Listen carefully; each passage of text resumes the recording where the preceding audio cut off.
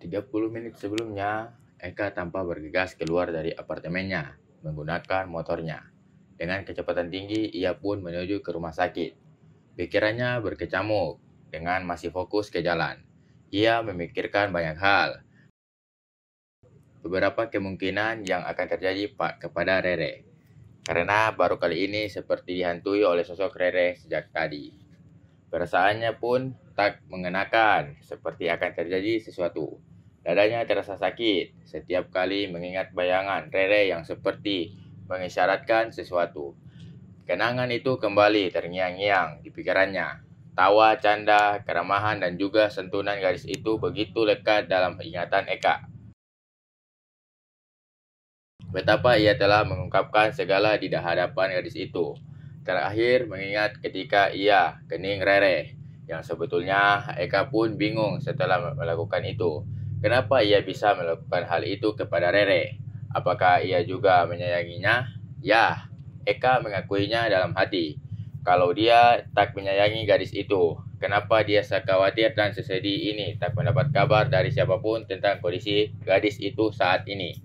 Malam ini, ia tak ingin melakukan hal yang salah lagi. Tak ingin jika Rere dengan mudahnya pergi tanpa mengatakan sesuatu kepadanya. Kembali Eka merasakan kesepian yang begitu mendalam. Bersamaan kondisi jalan pun yang telah tampak lenggang. Awalnya, ia sempat telepon-teleponan dengan ayahnya ketika ia sedang sibuk menyelesaikan persyaratan pendaftaran para korban kebakaran di RS Abidin Mandiri. Banyak hal yang mereka obrolin, membahas masalah pekerjaan, membahas masalah apa yang akan mereka lakukan setelah kejadian hari ini.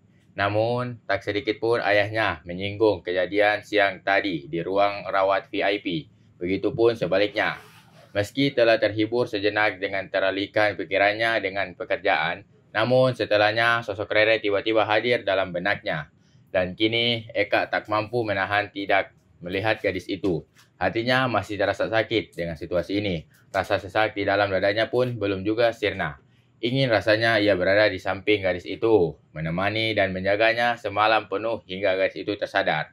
Karena yang Eka pikirkan jauh lebih baik ketika gadis itu membuka mata.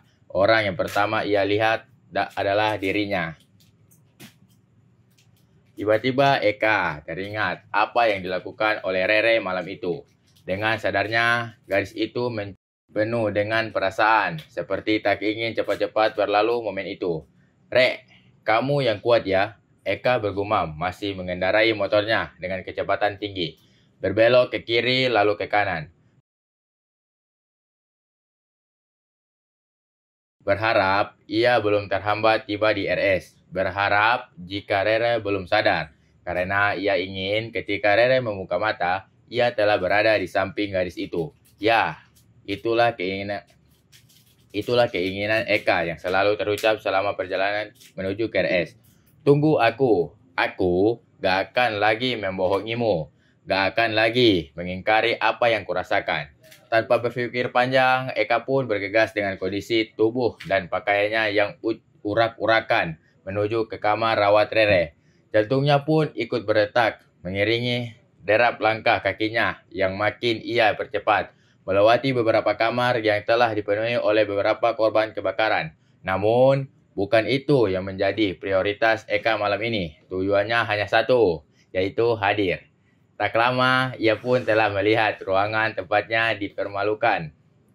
Siang tadi, di hadapan Rere yang masih terbaring, tak sadarkan diri, ia dihina oleh Vino dan juga Karin, salah satu gadis yang begitu angkuh, begitu sombong tanpa mengetahui siapa Eka sebenarnya.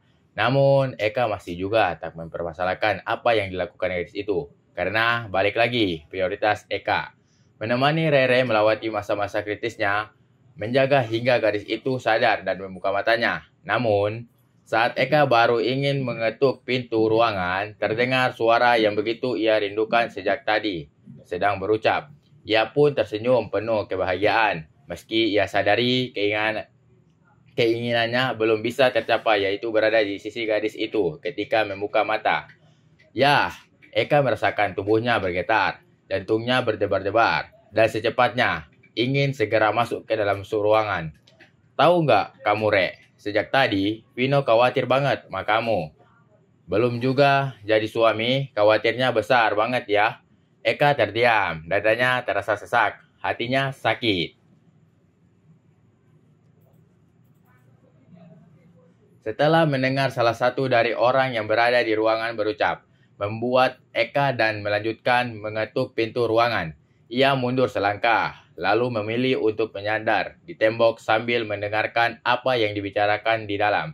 Bu, ya, terdengar lagi suara serak dari Rere memanggil kedua orang tuanya. Tampak Eka mencoba tersenyum.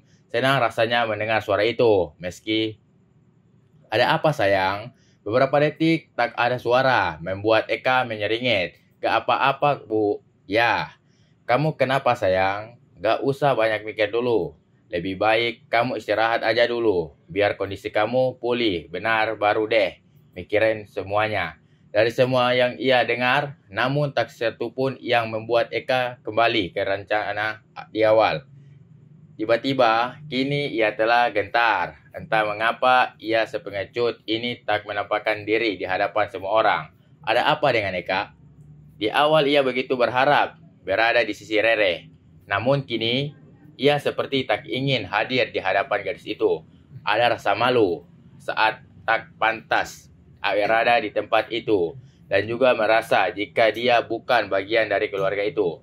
Karena yang pantas berada di ruangan menemani Rere yaitu Vino, tunangannya. Eka adalah seorang pengecut. Pengecut yang hanya bisa bersembunyi di balik tembok. Mendengar gadis yang disayanginya telah sadar dari sakitnya, dari ketidaksadarannya sejak siang tadi. Tak mampu mengatakan segala yang ia rasakan di hadapan gadis itu.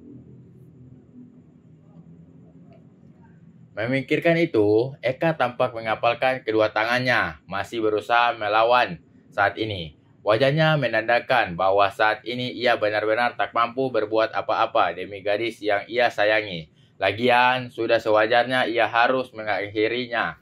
Mungkin karena Rere telah memiliki Vino. Pria yang telah siap menikahi Rere dalam waktu dekat, ya, itulah yang saat ini. Semakin ia menyalakannya, semakin ia mencoba membenarkan apa yang sedang ia pikirkan. Semakin dadanya terasa sesak, semakin hatinya terasa sakit. Kenapa? Baru kali ini ia merasa sakit seperti ini karena seorang gadis. Begitu istimewakah gadis itu hingga seorang Arkana Eka Wirakosema bisa menjadi pengecut seperti ini? Saat masih sibuk, tiba-tiba suara Pak Sanjaya terdengar sedang berbincang-bincang dengan pria lainnya yang cukup dekat dengan posisi Eka saat ini. Eka berpikir mungkin keduanya sengaja menjauh dari Rere dan sedang membicarakan hal penting. Pak Rashid, iya Pak.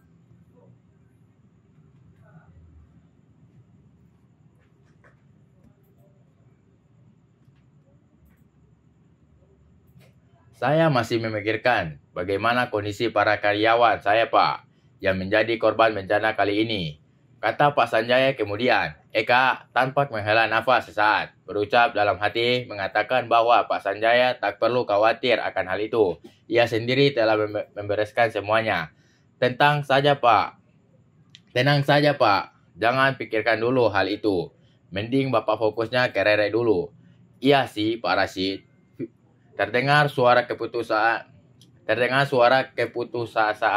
dari Pak Sanjaya membuat Eka kembali menarik nafasnya dalam-dalam. Eka tentunya mampu merasakan begitu putus asanya Pak Sanjaya akibat bencana kebakaran yang menimpa perusahaannya. Untung saja sebelum kejadian pihak Sanjaya telah bekerjasama dengan Eka Wira.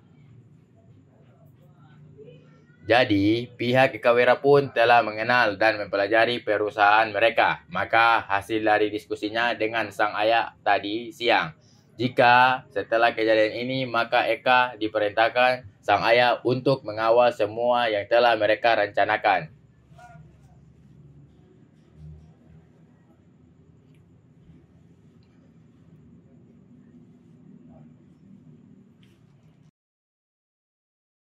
Oke guys, terima kasih telah baca novel-novel kami. Dan jangan lupa like and subscribe channel kami agar kami tetap semangat untuk mengupload novel-novel berikutnya. Jangan lupa bahagia.